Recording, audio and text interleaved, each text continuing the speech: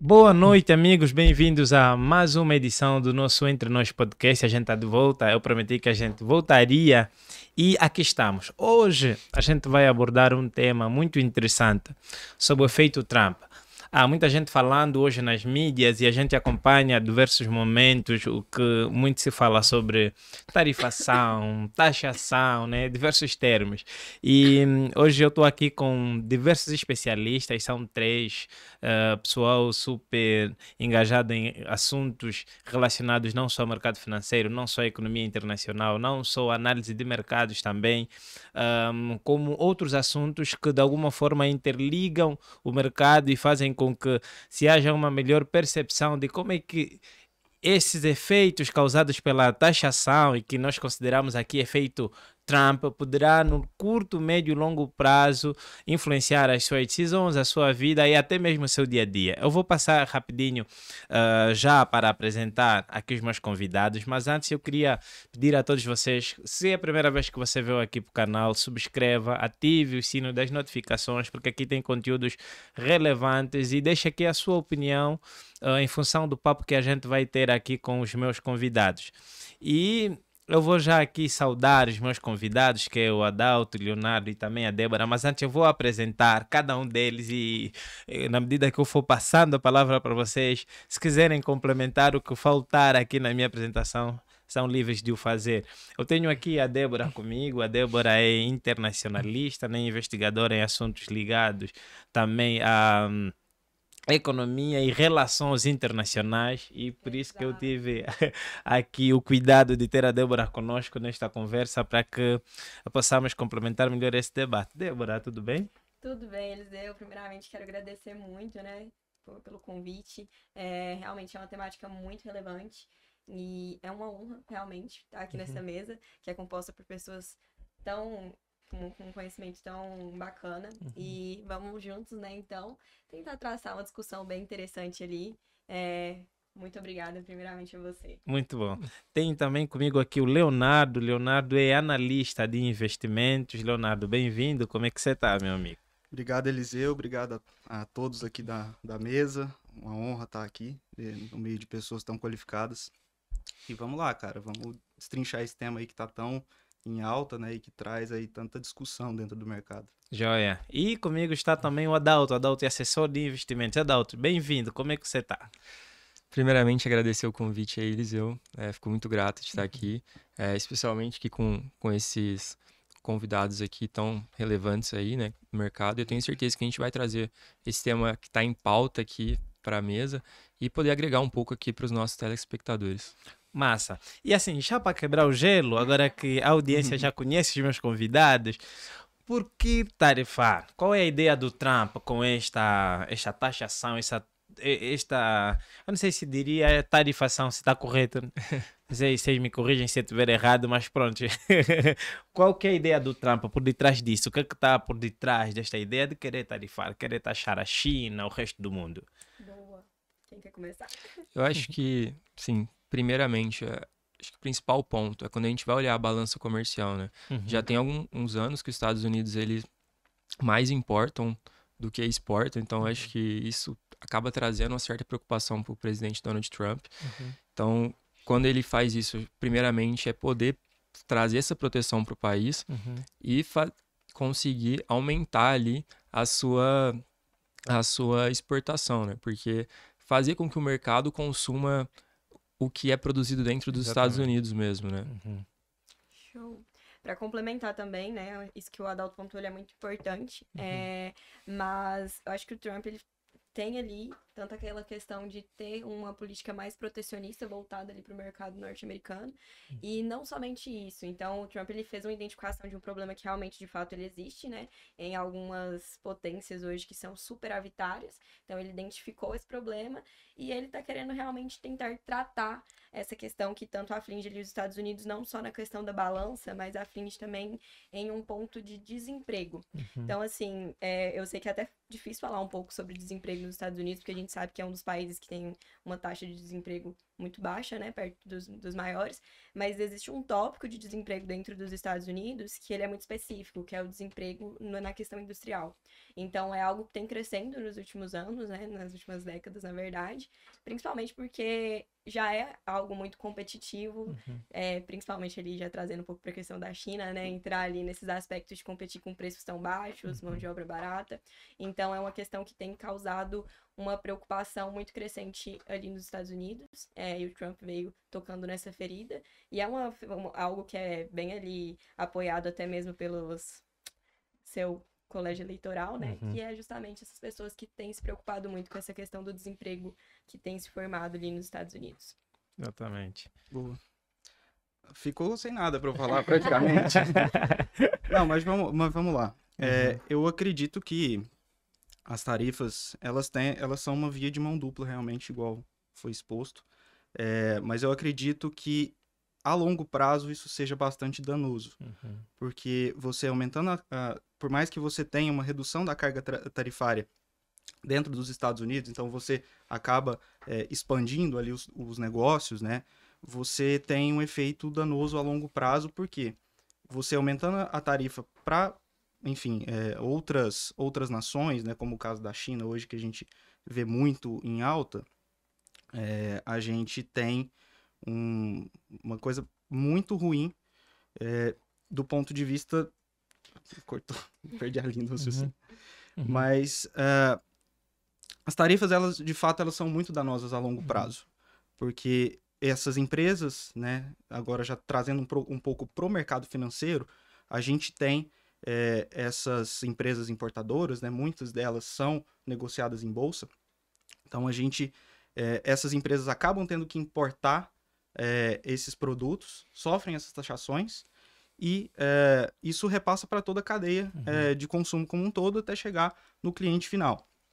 Então os preços ficam mais caros, enfim, as margens das empresas se comprimem, você tem ali uma redução na margem de lucro, e que, obviamente, afeta ali como os analistas no mercado acabam precificando essas ações ali na ponta mesmo de negociação. Principalmente empresas de tecnologia, né? A gente viu ali mais recentemente essas empresas de base tecnológica, a Apple, a própria NVIDIA, que tem seus campos fabris muito fortes ali no território asiático. E essesse empresas, enfim, elas estão tendo que mudar completamente. E olha, a gente vai entrar com mais detalhe nesse assunto sobre quais serão, na verdade, as empresas ou os segmentos mais afetados. E eu sinto que parece que cria uma certa percepção que será que o Trump sabia dos efeitos, desses todos os efeitos que estão em voga atualmente? Porque eu acredito que tem atualmente um impacto mais negativo para o lado do mercado norte-americano, né? Do que positivo, né? Assim, de primeira linha dá para ter essa percepção. Eu vou voltar para a Débora. Débora, Se quiser até só responder, sim, que é até um ótimo questionamento que você traz, porque realmente, se a gente for pegar para analisar até mesmo os impactos e a repercussão que está tendo essa questão da tarifação, o Trump, ele em si, como pessoa, como figura, ele está sendo muito bombardeado. Então, eu acho que o principal fato é que a maioria dos presidentes dos Estados Unidos já identificaram essa questão estrutural que tem acontecido. Ela não é uma questão que está surgindo hoje. É algo que já está há muitas décadas, né? Tanto essa questão de superávit, déficit e balança, questão de protecionismo mais voltado para o mercado, mas eu acho que o Trump, ele, por ser uma pessoa que sempre não tem muita papa na língua, então ele tem mais essa coragem de trazer essa pauta. Mas eu acho que com certeza é algo que pode impactar, mas também, se feito de alguma maneira bem estratégica, pode sim vir a beneficiar, né, o mercado norte-americano, só que tem que ter muita cautela, porque as estratégias que estão sendo tomadas às vezes podem repercutir muito negativamente. Pois, e essa seria necessariamente a próxima pergunta, porque assim, em 2018, no mandato do Trump, ele já teve aí uma onda de tarifação. Qual que é a principal diferença com aquele primeiro momento e este? Nossa, exato. É justamente sobre isso, né? Eu acho que se a gente pegar ali o histórico que o Trump vem traçando, no primeiro mandato ele já iniciou essa tarifação. Foi algo que foi bem negativo, visto ali pelos outros países. Então, tivemos entraves com a maior parte das nações que foram tarifadas. Nesse primeiro momento, era voltado mais para essa questão mais específica das empresas, por exemplo, do segmento de aço, alumínio. Uma proteção mais voltada para algo mais específico. Eu sinto que a partir de uma análise que a gente está assim, vendo ali, né, é um pouco complicado analisar conflitos enquanto eles ainda estão em curso, né, porque a gente consegue fazer uma análise mais precisa do que já passou do que está acontecendo. Mas do que está acontecendo agora, a gente vê que, primeiro, tem sido uma tarifação mais globalizada, então ele já entra estipulando ali uma tarifa base de 10% para tarifar. E tem sido também algo muito voltado para países específicos, né? Ali, tanto no setor de tecnologia, que tem sido a pauta até que o Mamed estava trazendo, que hoje a gente sabe que é o setor motriz. Ali também outros setores como a energia verde e outros pontos, mas a gente vê uma leve diferenciação, apesar de eu acreditar muito numa continuidade. Então, o Trump ele já começou com isso ali anteriormente, e eu até acho que, tipo assim, não sejam ações que não estejam respaldadas, que não foram pensadas, né? Apesar de que a gente sabe que a maior parte ali dos economistas que estão em volta do Trump, eles têm ali sempre tendem a dar um consentimento total ao Trump nas medidas que ele fazem, mas eu acredito que tem sido essa a principal diferença, né? Então, até mesmo falando da forma como que o Trump está decidindo taxar os países, o cálculo ele tem baseado não só no protecionismo do mercado. Porque se a gente pegar a política protecionista, ela é uma política que vai ser adquirida por diversos países, né? Todos os países podem ou adotar ou combinar ela em certa medida ali para proteger os seus mercados. Porém, o Trump ele não está taxando hoje com base no que o outro país taxa ele. Ele está respondendo à taxação com base no déficit que ele tem. Então, ele tem visualizado qual que é o déficit estadunidense com relação a outro país, feito uma divisão ali meio que básica, se a gente for falar, sobre quanto que os Estados Unidos importa desse país também, e tá retrucando ali com uma taxação, né, um cálculo que não é feito basicamente ali no protecionismo de fato, ou numa tarifa recíproca. É algo que ele tá fazendo mais como se fosse aquele pensamento de, se tem um país ganhando mais que os Estados Unidos, isso tá errado, então a gente vai ter que entrar atuando de alguma forma. Exatamente. Sim, e até complementando, né, a sua pergunta principal ali, eu também acredito que desde o início o Trump sabia exatamente tudo que estava por vir, mas a gente consegue identificar isso na pessoa dele, né? Então, não é a primeira vez que ele vem jogando, precisa fazer algum movimento, ele joga a negociação lá em cima, até que depois, com as negociações, chegar de fato no que ele quer. Então, em vez de começar mais tranquilo e ir buscando, ele já chega jogando a bomba para depois chegar no que ele quer. Então, mais um jeito Trump de fazer mesmo. Exatamente. Então, assim, se a gente pudesse fazer esse olhar hoje, eu acredito que seja muito isso. A gente tá vivendo um pouco desse início de negociação, mas que não deve ser algo que vai se alongar por muito tempo e permanecer do jeito que tá. E eu vou passar para o Mamed, como analista, Mamed, quais são efetivamente os efeitos imediatos, né, que o mercado, dada esta tarifação Trump, dada esses efeitos, o que o mercado num primeiro momento concebe, os principais impactos. E na sequência, eu vou pedir para que o Adalto já faça uma correlação no sentido de como é que o investidor pode se proceder assim, da melhor forma, sem pânico, né? Porque atualmente, né, por conta das... E nós sabemos que o mercado é muito volátil, né, por conta da especulação.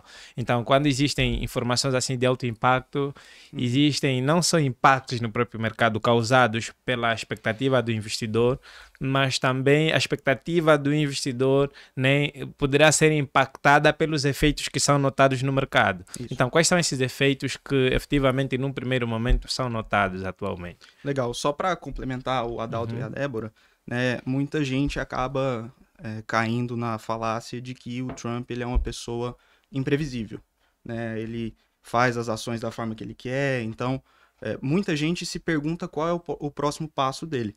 Mas, na verdade, né, a gente até cita isso no nosso artigo, ele tem um modus operandi, né? Isso já foi isso era visível nas empresas dele, isso foi visível no primeiro mandato, e isso agora a gente consegue ver em maior impacto no segundo, que ele simplesmente ele dá as cartas na mesa e ele sempre vai querer ser superior para que as outras pessoas, né, os outros governos nesse caso, né, as outras economias, elas venham e negociem. E que, ao final, ele sempre vai ter alguma coisa superior a essas outras economias, do ponto de vista que seja econômico, que seja em algum tipo de mercado. Então, só mesmo para complementar a fala da Débora e do Adalto. Mas, respondendo à sua pergunta, as tarifas, elas afetam o mercado de uma maneira completa, né, a tudo e todos. Né? Então, no mercado acionário, né, como eu tinha comentado, a gente tem esse repasse de maiores custos para as indústrias, para as empresas e para o consumidor final. Né? Então, isso acaba criando ali um sentimento de pessimismo dentro dos mercados, e isso acaba influenciando, obviamente, a cotação dessas ações nas bolsas aí mundo afora. No ponto de vista, se a gente fosse citar setores, né, a gente tem os setores ali de tecnologia e os setores automotivos que vêm sofrendo um pouco mais por conta o setor automotivo, porque a gente tem uma tarifa um pouco maior, né, do que os 10%. A tarifa, salvo engano, está em 25% hoje. E isso atrapalha, porque os Estados Unidos é o maior consumidor do mundo, né, independente do setor. Ele tem ali uma participação dentro do mercado consumidor muito grande. No caso, se a gente for citar outros setores, né, seria, por exemplo, o setor de moedas, o dólar ele tende a se beneficiar no futuro. Né? Por mais que a gente veja muito ruído de curto prazo, que a gente tem uma desancoragem de expectativas em determinados indicadores econômicos, o dólar ele tende a se valorizar ali a longo prazo, mas que a curto prazo ele vem sofrendo essas alterações, né? A gente vem vendo essa baixa na força do dólar, mas que eu acredito ser uma coisa momentânea, uma coisa bem em uma janela curta de tempo.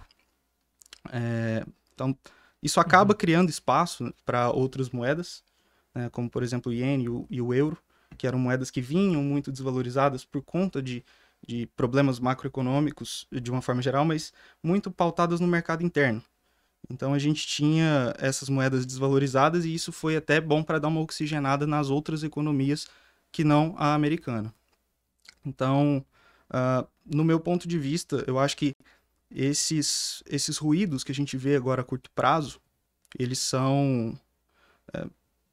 existe muita coisa que não vai passar, dificilmente. Uma tarifa para a China, por exemplo, de 245%, isso é uma coisa beira piada, realmente, né? Eu fico pensando como que isso vai acontecer, como isso vai aparecer nos livros de história econômica dentro de pouco tempo. Parece que é uma forma do Trump dizer que já não está disposto a negociar com a China. Sim. Que até um certo nível é inviável qualquer tipo de negociação. Beirando ali o radicalismo muito observado, porque não tem como viabilizar nenhum tipo de transação. Exatamente. É bizarro. Mas assim, e Adalto, como é que o investidor, né, diante desta toda a volatilidade do mercado, o impacto dessas informações, como é que ele pode assim, se manter calmo, tomar decisões mais acertadas, sabe? Porque é difícil. Assim, para o Adalto, para a Débora, para o Mamed, que já tem experiências no mercado, conseguem prever algum possível comportamento. Prever, né? Mas assim, o investidor nem sempre tem esta mesma percepção, este nível de percepção. E qual é o conselho que, como assessor de investimentos, você dá para aquele investidor hoje, em função dos diversos acontecimentos nos últimos dias, né, dados à tarifação Trump? Perfeito, Eliseu. Eu acho que a primeira pergunta, e assim, a pergunta de $1 milhão seria justamente essa, né? Como manter a calma durante esses momentos. Acho que, inicialmente, é lembrar que o mercado ele é cíclico, ele é feito de ondas. Então, é normal a gente ter essas oscilações. Né? O mercado, uma hora ele vai estar em alta, outra hora vai estar em baixa. Então, nada dura para sempre, né? Então, assim, toda essa volatilidade que a gente está vivendo, é necessário entender que E isso é um momento de ter mais cautela, mas também é um momento de muita oportunidade, que a gente está enxergando alguns ativos que, por exemplo, se a gente pegar a própria Bolsa Americana, que teve uma disparada no ano passado, né, o próprio dólar, como o Hamed comentou, e a gente vê um movimento de correção agora. E eu compartilho da mesma opinião dele, eu não acredito que o dólar vai ficar com essa queda para sempre, é um momento realmente muito pontual. Então, a principal coisa que o investidor tem que ter ali em mente é se expor a diferentes classes de ativos e entender que se eu me propus a ter uma certa porcentagem da minha carteira em ativos de mais risco, ter uma certa porcentagem ali em ações estrangeiras ou até mesmo renda fixa internacional, eu preciso que, na hora que esses ativos derem uma recuada, eu preciso manter ali minha porcentagem. Então, é um momento de que, se caiu, vou aproveitar ali para fazer um preço médio, claro, sempre tomando cautela e sempre tendo ali o respaldo de um profissional para poder te auxiliar a escolher os melhores ativos, né? Mas, acho que o principal ponto é entender que o mercado é cíclico, né? Nada vai durar para sempre, a alta não dura para sempre, assim como a baixa. E entender que eu preciso estar exposto em diferentes classes de ativos, porque a gente enxerga oportunidades no mercado doméstico, no mercado americano e em outras economias também, né? Acho que depois o pessoal pode até complementar, mas para o mercado emergente, né? Acho que é um dos que está para mais se beneficiar aqui no fim da história toda. Nossa.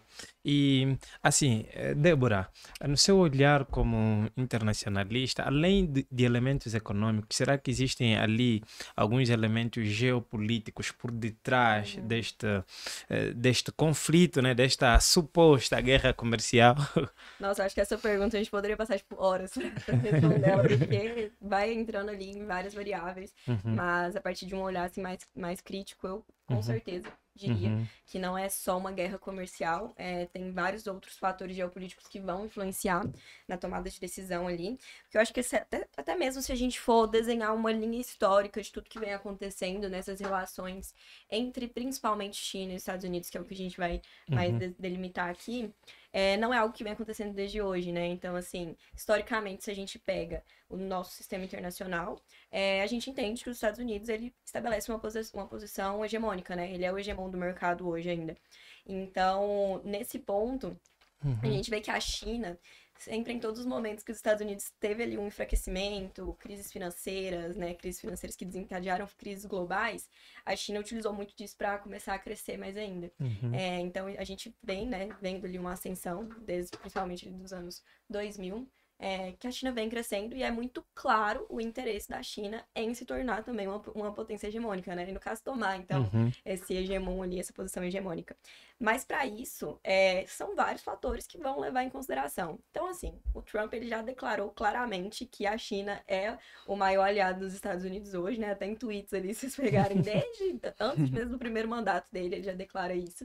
Ele sempre falou muito claramente que é o maior aliado ali, principalmente pela questão da economia. É o país mais populoso, é o maior país ali que tem crescido realmente. Então, representa ali uma diversidade, né? Um rival muito claro. É a maior ameaça para ele, né? Exatamente. Então, quando toca nesse ponto de ameaça, a gente vê também que a China, ela tem em muito ali também tentado, de algumas maneiras estratégicas, entrar nesse conflito. Eu falo também que quando é pra gente falar de uma hegemonia, né, como os Estados Unidos, a gente não fala só de economia. Então, a gente sabe que a economia dos dois países são economias muito fortalecidas, são economias que hoje são muito importantes para vários outros países do mundo, assim como é o nosso caso aqui no Brasil. A China hoje é o principal parceiro comercial do Brasil, mas a relação que a gente tem com os Estados Unidos ainda é muito importante também. Porém, a gente vê que ela tem tentado ali crescer, né, em alguns outros sentidos. Eu tenho estudado bastante sobre a questão, assim, de como a China vem tentado internacionalizar a moeda dela. A gente ainda não, de fato, sabe se é o principal interesse da China, né, essa internacionalização.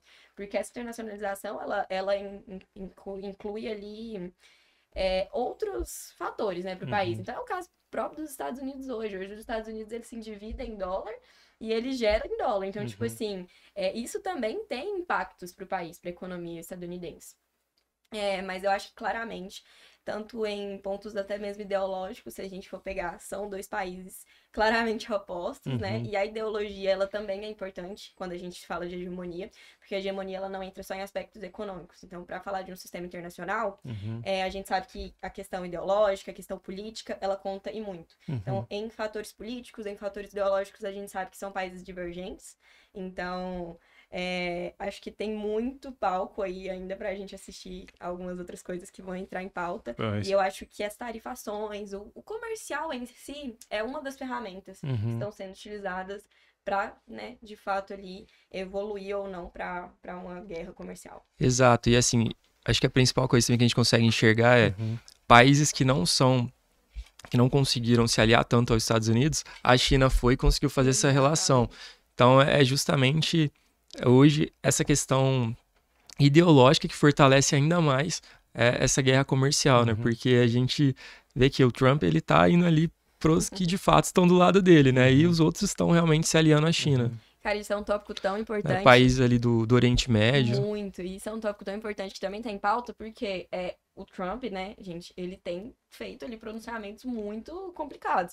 Então, nesse ponto também, ele tem afastado até mesmo alguns desses parceiros que ele tem. Então, nesse ponto, ele abre brechas até mesmo para a China começar, talvez, tentar uma aproximação com esses países também. Então, por isso que eu sempre falo do quanto que é importante a estratégia nesse momento dessa guerra, né, que a gente tá assistindo, porque pode vir a romper, né, com algumas estruturas que já são consolidadas entre parcerias ali, e isso com certeza seria muito prejudicial ali para os Estados Unidos. Muito bom. E vou voltar agora novamente aqui para os nossos amigos que nos acompanham a partir de casa. A gente está hoje a abordar a temática sobre efeitos Trump, né? A nova guerra comercial e os seus impactos no mercado. E eu tenho aqui 3 convidados magníficos: o Adalto, que é assessor de investimento, o Leonardo Mamed, que é analista, né, de mercados, e a Débora também, que é internacionalista, pesquisadora em assuntos ligados a relações internacionais. E se você chegou até aqui acompanhando esta nossa conversa, eu vou pedir para que você subscreva o canal, né? Comente, deixe a sua opinião aqui, concordando ou discordando com alguma coisa que a gente está efetivamente a abordar aqui. Novamente, voltado a vocês, os meus queridos convidados, atualmente, né?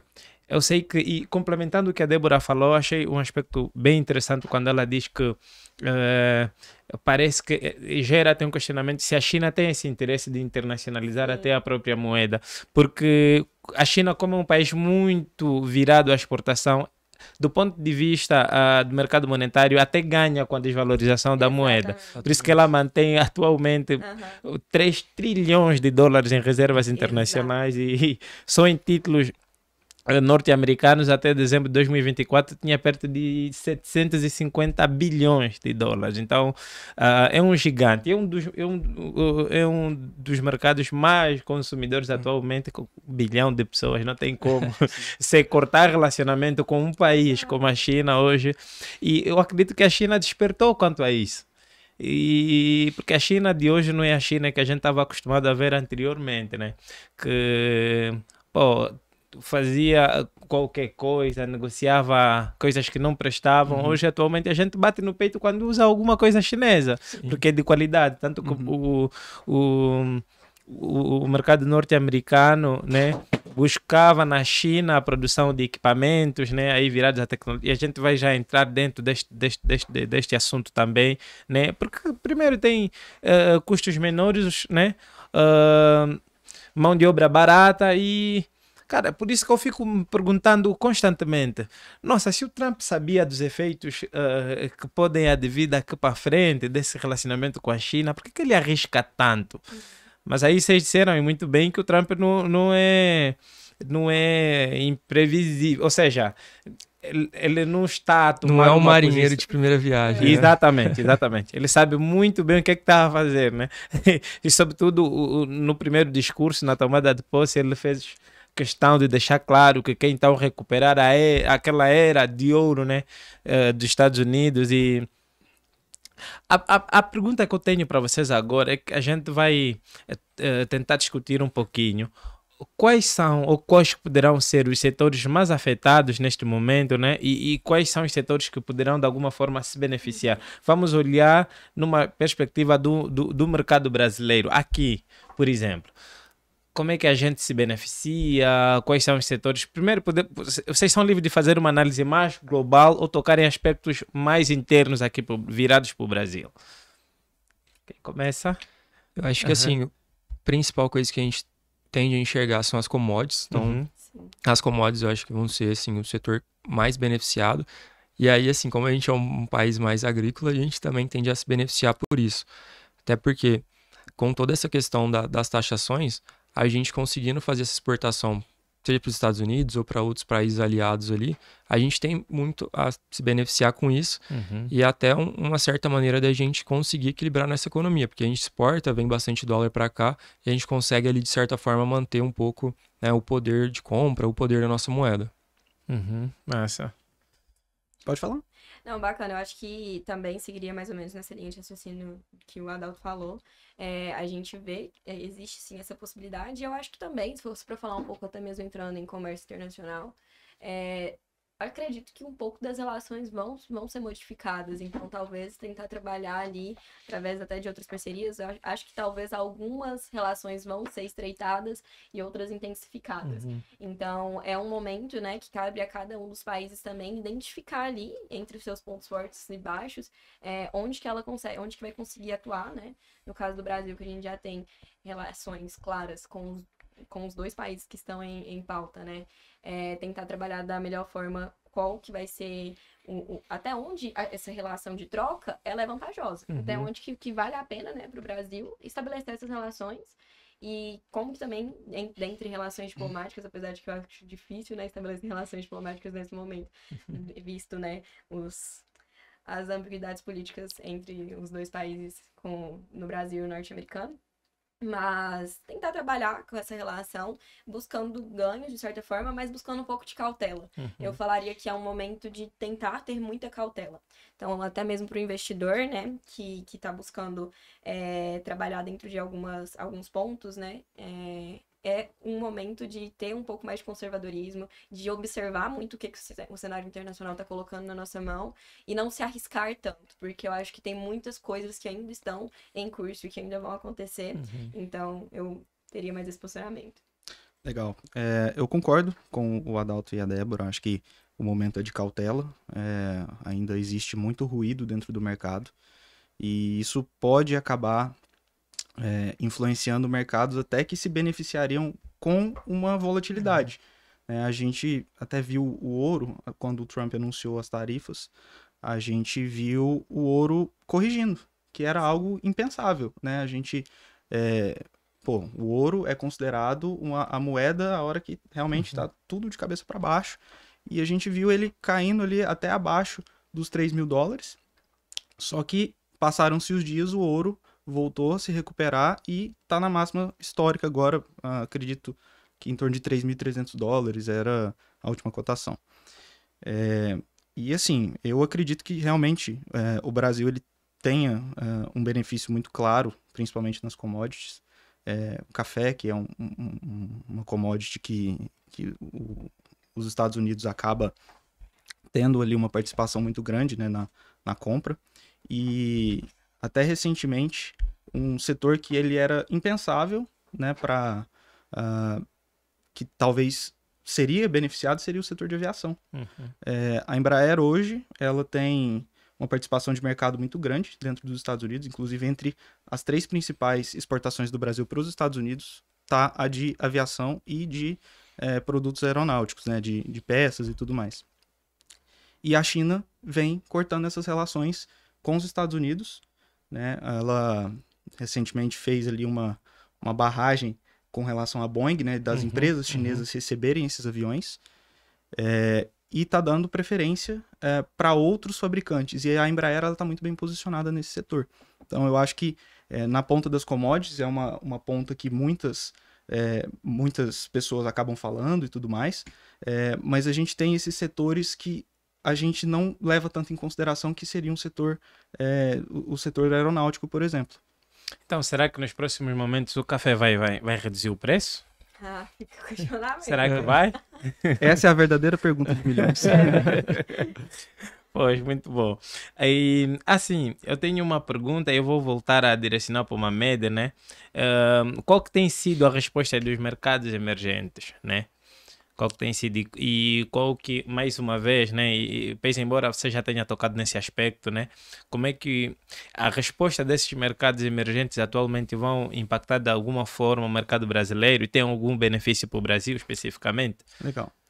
O Brasil, em todo esse ruído externo, né, que a gente tá presenciando, o Brasil, ele acabou sendo um dos menos prejudicados, né? Então, desde o início, a tarifa implementada foi de 10%, e tinha-se muito essa ideia de que o Brasil poderia ser taxado bem mais, porque tinha esse diferencial do que o Brasil recebia, do que enfim, o Brasil exportava. E tinha essa ideia de que o país sofreria bastante, né? Isso foi até um dos fatores que a Bolsa teve uma volatilidade muito grande durante aquele período ali que o Trump ia anunciar as tarifas, até de fato ele anunciar. Então, quando se teve, né, a ideia real, né, de que os 10% passariam a valer para a economia brasileira, os mercados ficaram surpresos, e porque o Brasil, o Brasil hoje ele tem uma boa relação, né, como a Débora colocou, ele tem uma boa relação tanto com a China quanto com os Estados Unidos. Então, acredito que países emergentes, né, agora trazendo para o Brasil mesmo, a gente pode presenciar, se as oportunidades forem favoráveis, né? Porque é igual aquela frase do Roberto Campos, ex-presidente do Banco Central: o Brasil não perde uma oportunidade de perder uma oportunidade.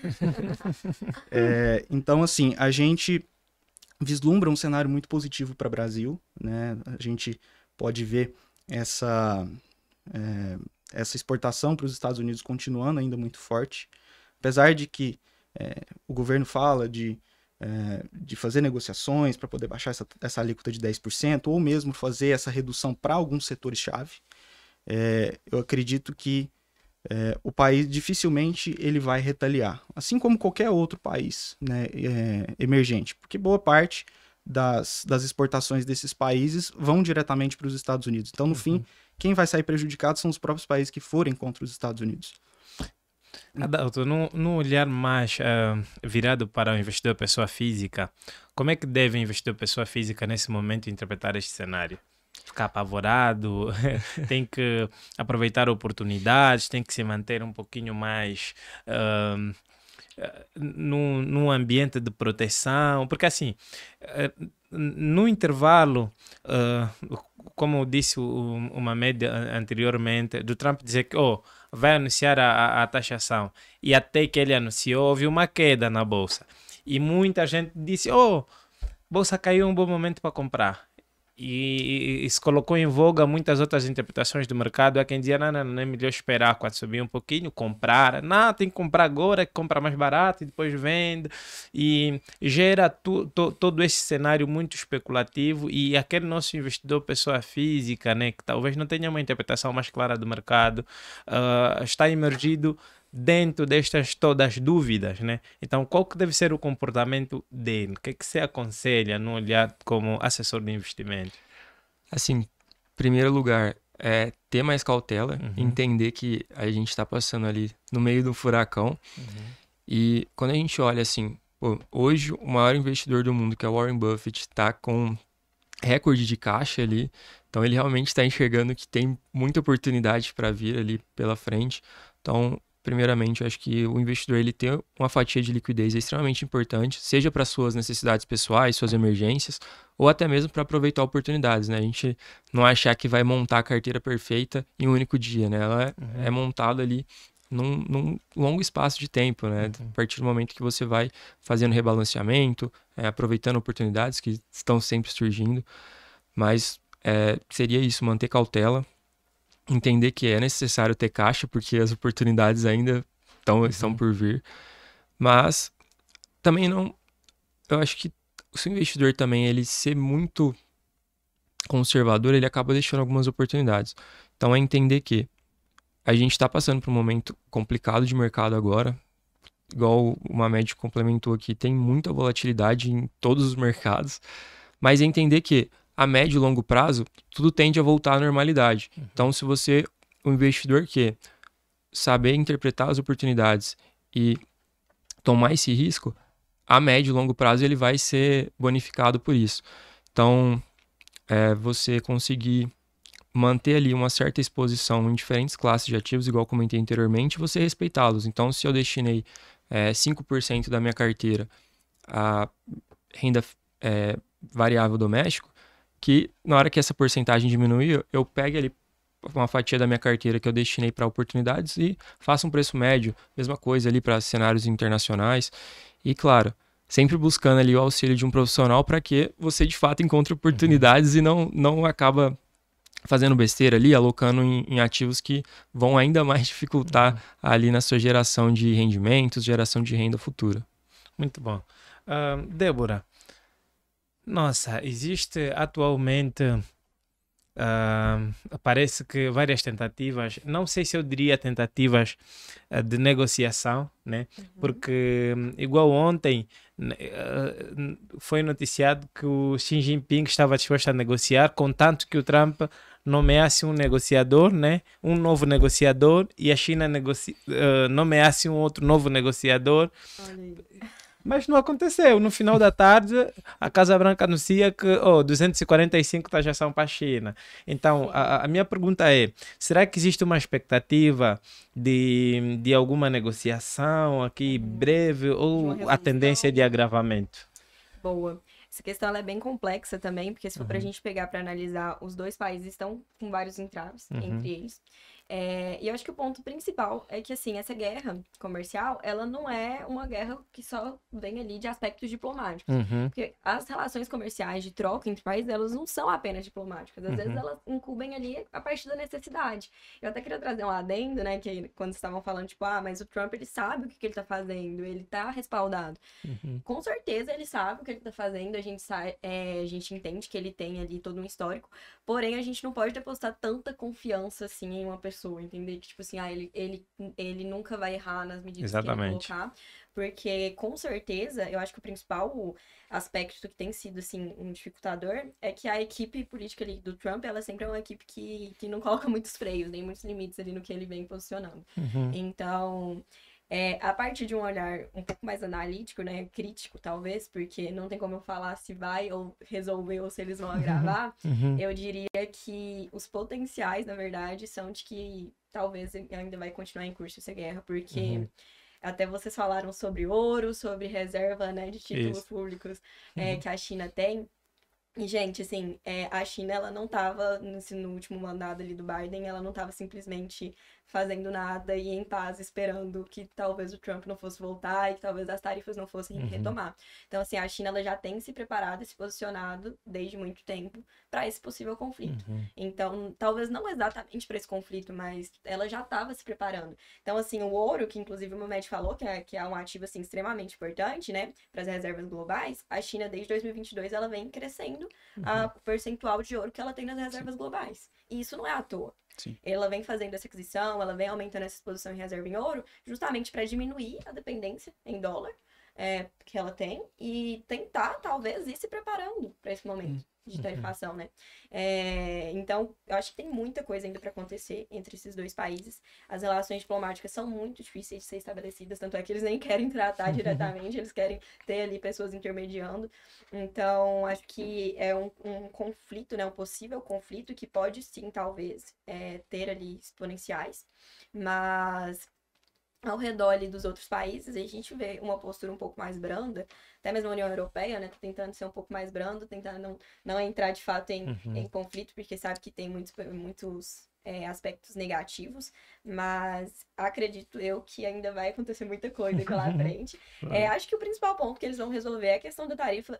Tem que parecer palhaçada, né, gente? A gente não vai continuar por semanas até o final do ano, né, fazendo troca ali achando. de números. Daqui a pouco chega a 1000%, né? Exato. Essa questão da tarifa muito provavelmente vai ser resolvida, mas o que eu acho que vale a gente indagar e ficar aqui em pauta é se de fato eles não vão continuar estreitando ali as relações e tendo outros problemas além da tarifa. Isso. Porque como eu falei, acho que o principal, a tarifa ela é uma das ferramentas, ela não é o foco principal que eles têm, né? Exatamente. E, Mamed, com essa guerra comercial, você acha que pode causar uma nova reorganização da cadeia produtiva global? Com certeza. Hoje a gente vê esse cenário mudando, né, gradativamente, né? A gente tem, como eu tinha comentado até no início, a gente tem a maior parte do setor industrial, entre aspas, dos Estados Unidos está fora dos Estados Unidos. Né? A gente é muito forte ali na China, em alguns países asiáticos. Então eu acho que gradativamente os Estados Unidos vai começar a trazer essas indústrias para mais próximo. Né? Então fala-se muito a questão do nearshoring, né? O reshoring, né? Que seria trazer as indústrias para dentro dos Estados Unidos mesmo, porque há não muito tempo atrás a gente tinha a questão do conceito de preço de mão de obra. Né? Então a gente via países optando por economias emergentes, né, como alguns países asiáticos, optando por utilizar esses espaços para baratear a mão de obra. Só que hoje em dia, num contexto geopolítico que a gente vive, eu acredito que isso não é sustentável do ponto de vista só financeiro. Né? Então a gente poderia começar a ver um cenário mais... por mais que isso representasse um aumento ali nos custos finais para o consumidor, isso seria uma dor de cabeça menor para o empresário, por exemplo, que se encontra dentro dos Estados Unidos, por exemplo. Né? Então, a Apple está investindo, não sei ao certo agora quanto, mas era um caminhão de dinheiro na industrialização dentro dos Estados Unidos mesmo. Né? A própria NVIDIA, TSMC, né, de chips... Enfim, empresas de todos os segmentos, né, principalmente essas que estão mais próximas da China, é uma tendência de que elas venham mais para próximo. Né? A gente tem ali um pouco, com a questão do México, está um pouco travada essa questão das tarifas, mas o México, os Estados Unidos, sabe o quanto ele é importante. Então, eu acredito que, trazendo no contexto das tarifas de novo, poderia haver uma resolução mais branda com o México e até mesmo com o Canadá, países da América do Sul, para continuar com essa mão de obra barata, mas países que os Estados Unidos conseguem ter um poder de persuasão maior sobre eles. Então, eu acredito que realmente a gente pode experimentar uma mudança aí na cadeia produtiva global com trazendo essas empresas mais próximas dos Estados Unidos. Muito bom. E uma pergunta que não se quer calar é, será que o eleitorado, assim, do Trump, ele tinha a ideia de que poderia ser assim, né? Porque o Trump teve uma vitória, assim, expressiva, né? Sim. E para um ex-presidente que depois mudou aí a questão de não só de um novo presidente, mas como de um novo partido que governou os Estados Unidos. Pois embora o eleitorado do Trump no mandato de Joe Biden já se mostrou muito, muito, muito contrário à governação de Biden, mas assim, será que eles esperavam que com esse novo aparecimento de Trump, ele poderia... Porque assim, o Trump é o doido que a gente já conhece, né? Assim...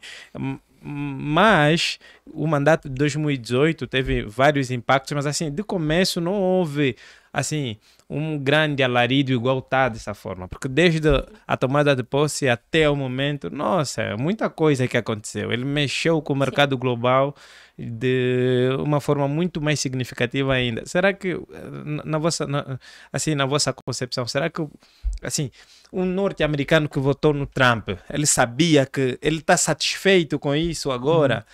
Eu acho que talvez teria uma noção, dada a natureza, né, o modus operandi dele, como empresário ou no primeiro mandato. Isso. Mas eu acho que dificilmente seria nessa expressão, né? Colocar essas tarifas, né, apresentar uma tarifa absurda, como colocou para a China, colocou para alguns outros países, né, conforme a Débora colocou aqui também. Eu acho que o o eleitorado americano esperava uma revolução dentro do contexto econômico. Esperava e queria. Esperava também. e queria, Queria. exatamente. Né? A gente viu uma disparada muito grande na dívida pública dos Estados Unidos.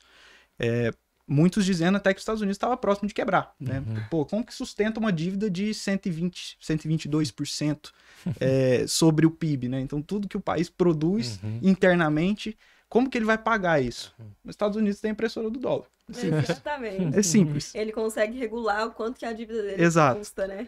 E os Então- outros países que acabam pagando essa conta. Exato. né?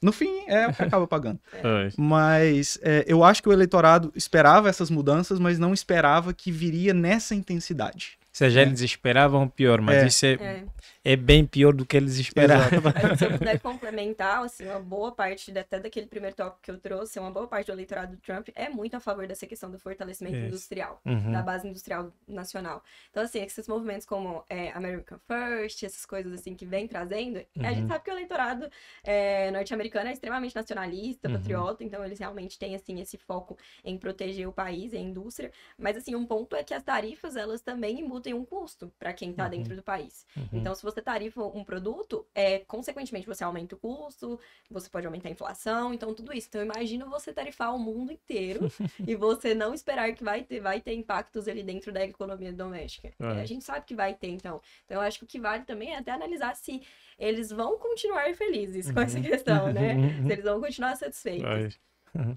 Muito bom, gente. Nosso tempo terminou.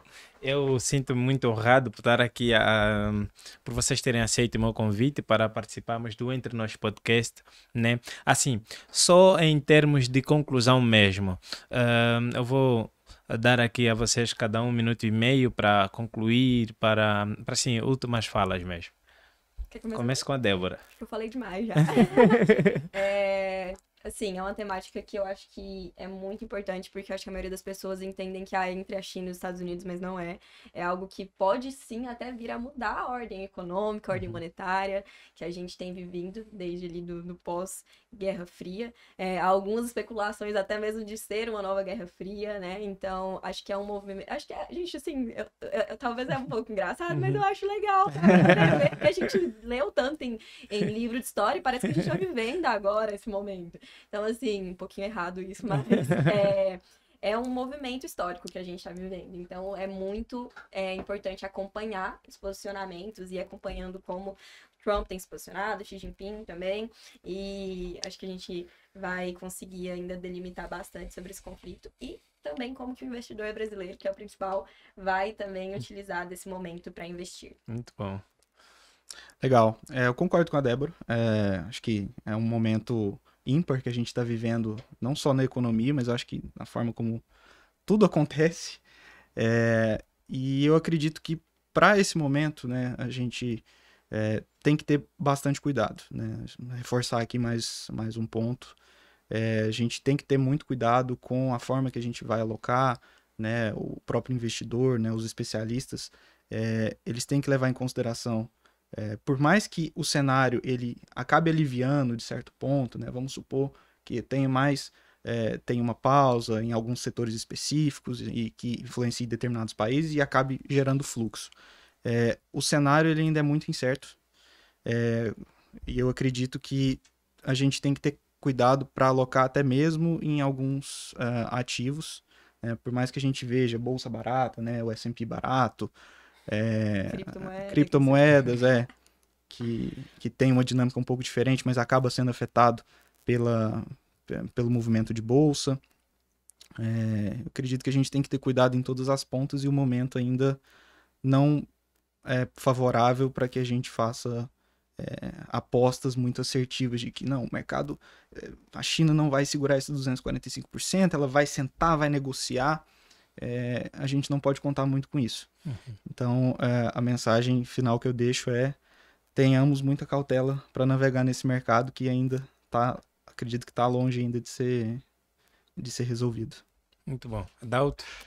Bom, eu acho que não tem como não concordar com o que os dois falaram, realmente. A gente está passando por um momento histórico e quando a gente está passando por esses momentos, realmente é importante ter cautela, entender, mais uma vez, né, o maior investidor do mundo, que já está aí há tantos e tantos anos, que é o Warren Buffett, está com um momento de cautela, de aumentar o caixa ali da sua reserva.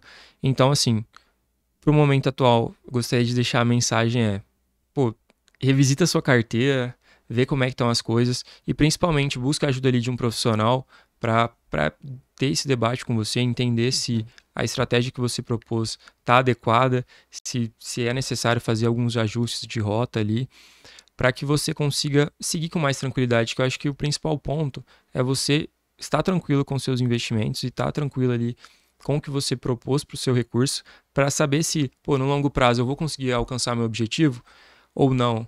E eu tenho essa tranquilidade de alcançar meu objetivo, porque a partir do momento que você entende a estratégia que você está tomando, que você tem ali uma diversificação, você consegue surfar melhor por essas ondas que o mercado vem trazendo, com mais tranquilidade e entender que você vai conseguir alcançar seu objetivo no longo prazo. E eu acho que o mais importante é isso, é essa tranquilidade, independente do momento, você entender que você tem uma estratégia e que você vai conseguir alcançar seu objetivo. Porque no final das contas, né, as pessoas ali guardam de recurso, né, trabalham, investem justamente para alcançar um objetivo de longo prazo. Então, foque no seu objetivo e entenda se a estratégia está adequada. Muito bom.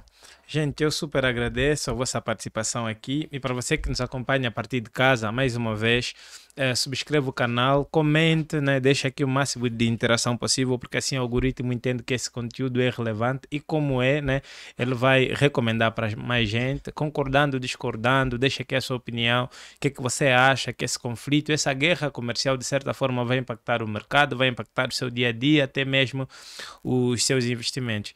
Então a gente se vê na próxima edição do Entre Nós Podcast.